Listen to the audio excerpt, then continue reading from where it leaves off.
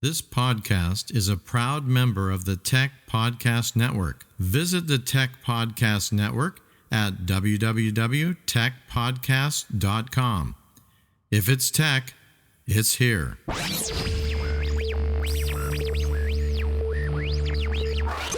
Welcome to Calcast, your Create International podcast.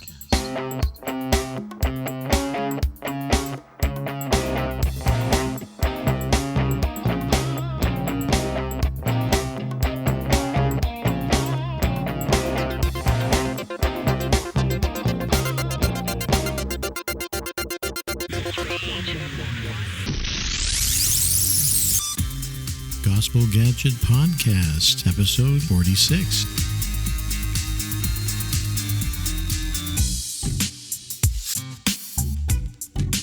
Welcome, listeners, to Gospel Gadget Podcast.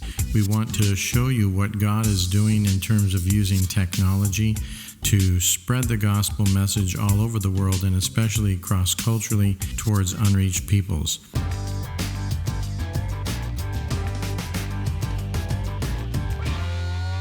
Well, these devices have been around for a few years. More and more missionaries working with unreached people have started to use them. I know an organization called Renew Outreach has produced a new device that still is getting some of the kinks worked out in it, but it has a tremendous list of features, maybe more than is even necessary. It kind of confuses people. But how would you compare these previous TP-Links, which in some ways I really like better, in some ways they're more effective for evangelism.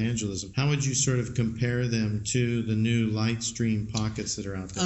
Obviously, the general principle is the same. You know, the whole idea that it's something you carry in your pocket and people can connect to it. The benefits, in my opinion, of the old TP-Link hardware that we're using was it was much more open, and so the different organizations that were using it allowed it to be used in different ways. Right. With the Lightstream, it is a wonderful tool for content delivery, but the way that we've been implementing the Hope Boxes is not just in content delivery. I mean, that's part of it. We want to give out the Jesus film and all the other very great evangelistic material that's around. But we really want to connect with people. We want to begin relationships because we can really make a really nice looking interface. Looks just like a website. And so people are much more likely to interact with it, give us the data on the form, and that allows that two-way relationship to begin. Right. And you have been able to integrate into the interface an ability to connect with people as far as contact, like a contact page where they can contact you. In the older version of the software, that wasn't available there, but I think you and others have helped to put that into these units. Also, you had mentioned to me the other day about the Connect box. Could you tell us a little bit more about the Connect box and what might be some future uses for that? Yeah, the Connect box is another new product that is very similar. The issue being with the Hope box, the hardware that it's based on is going away. TP-Link has discontinued it. Right. And so we're having to find a new hardware that will host it. Yeah. And the Connect box will operate very similar to the TP-Link in the fact that it is much more open, and so you're able to put on a variety of different interfaces. It comes with a basic list server, just like the Lightstream, but you can easily modify it and make it much more interactive and make it to be the same as the Hope box interface that we've been using. Initially, when the Connect box came out, it was kind of bulky and had external antennas, and it wasn't really suitable for covert use in a restricted country. But as time's gone on, we've been able to modify it and get it to be much more discreet. Right. And so it's slightly bigger than the TP-Link hardware that we have been using, but it's still a very small package and is going to be useful. And that is based on a different technology than TP-Link. It's based on a Raspberry Pi Neo, the small Raspberry, and then with some little bit of custom hardware added to it as well. Yeah, that's great. And the shells are printed in a 3D printer. Yeah, that's very, very good. It's exciting to see this new technology, and also people on the field testing it, refining it, getting it to where it needs to be to really be an effective tool for evangelism, especially in areas where you can't just preach on the streets or pass out Bibles in the corner or whatever. That kind of technology is really, really great because the anonymity it gives you, but also the reach that it gives you.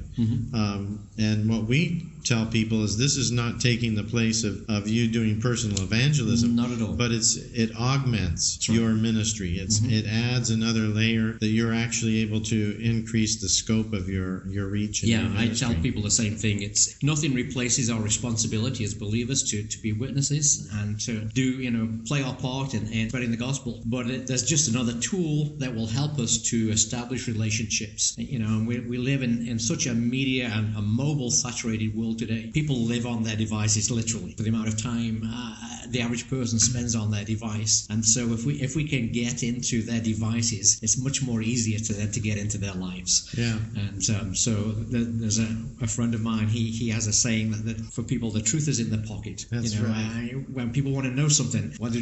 They pull out the phone and they Google it. That's right. And so if we've got the truth, then what better way of connecting with people is by putting that truth in their pocket, that is, put it on their cell phone. And so connecting with people's phones is really a way of connecting to their lives, and we can start those relationships and lead them towards Christ. Yeah, that's right. I mean, the idea of the mobile phone, it has really changed.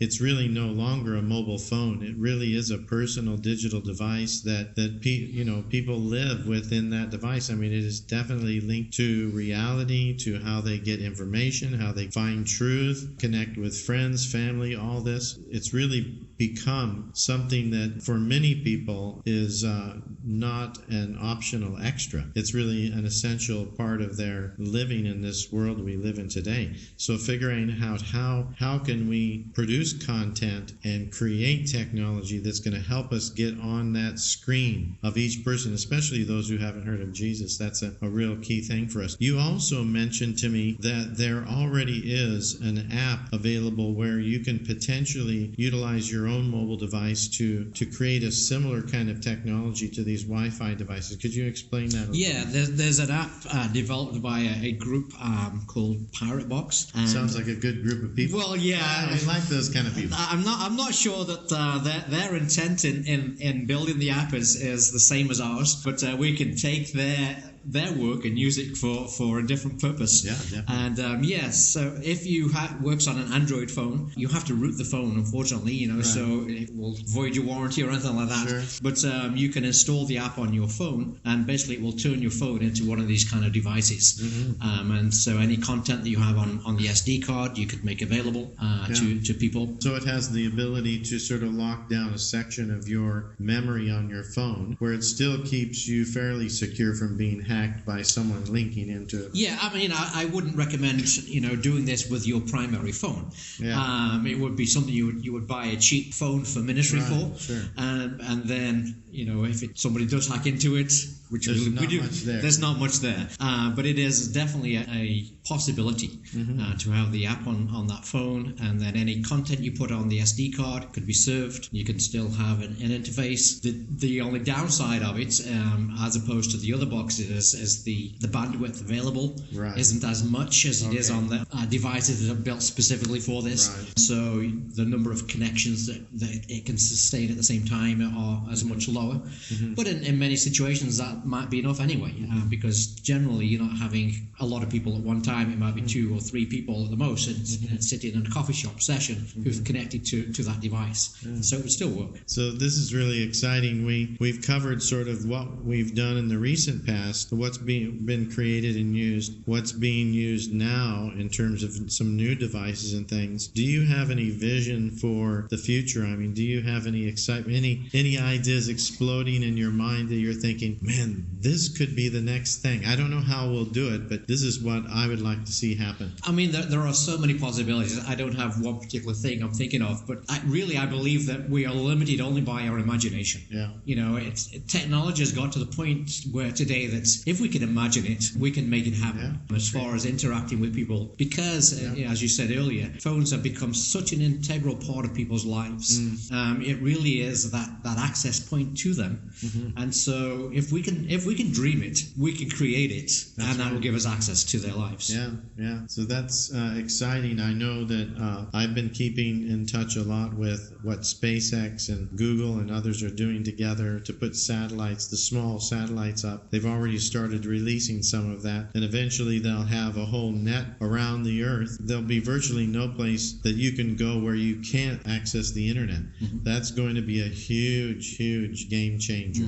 And I think we're ready in terms of having the content and having the technology and having the strategy to reach out to folks like that. Then we'll be ready when that comes about. Yes. So it's so exciting to have you with us and sharing your heart, your passion for technology, and your passion for Jesus and love for the unreached. And it's just great to have a person like you involved in missions and be able to connect with you in these gatherings around the world. So I just, we all of our God Network News fans, all together, let's be praying for this brother's ministry and for the continued growth of technology that can be used to reach people for Jesus that have never heard of him. So God bless you, brother. Thank you for coming on the show. Thank you.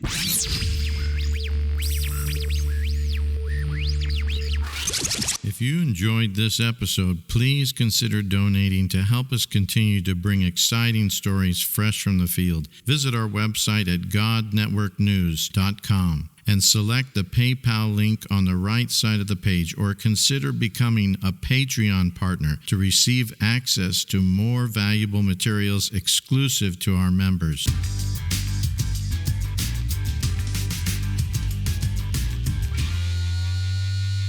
Please visit our website at godnetworknews.com, where you will find show notes, free gifts, links to helpful resources, and how to subscribe and share these podcasts with others.